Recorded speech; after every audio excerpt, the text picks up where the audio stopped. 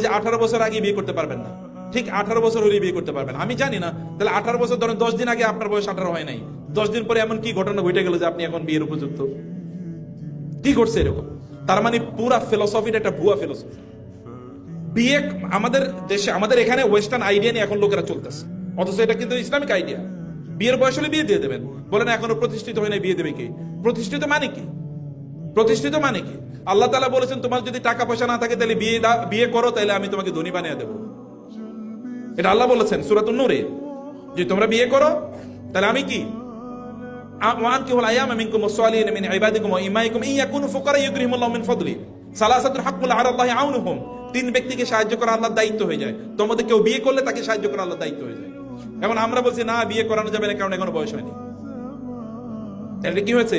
এবং বিয়েটাকে যত জটিল করা হবে, জেনা তত কি হবে? সহজ হবে। এবং তাই হচ্ছে কিনা সমাজে।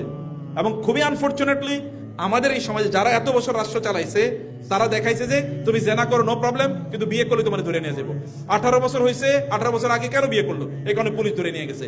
কিন্তু 9 বছর 11 বছর একটা মেয়ে তার কথিত বন্ধুর সাথে হাত ধরে পালিয়ে চলে গেছে, গোটা বাংলাদেশ অস্থির হয়েছে। কি জানো, সুবানা কি জানো, গোটা বাংলাদেশ 11 বছর একটা মেয়ে।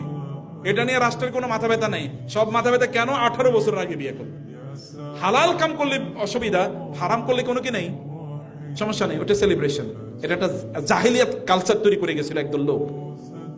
এগুলো থেকে আমাদেরকে অবশ্যই আমাদেরকে মুক্ত থাকতে হবে। আপনারা বিয়ে করবেন, তবে বিয়ের জন্য উপযুক্ততা অর্জন করা দরকার, এটা আমি আপনাদেরকে নসিহত করব।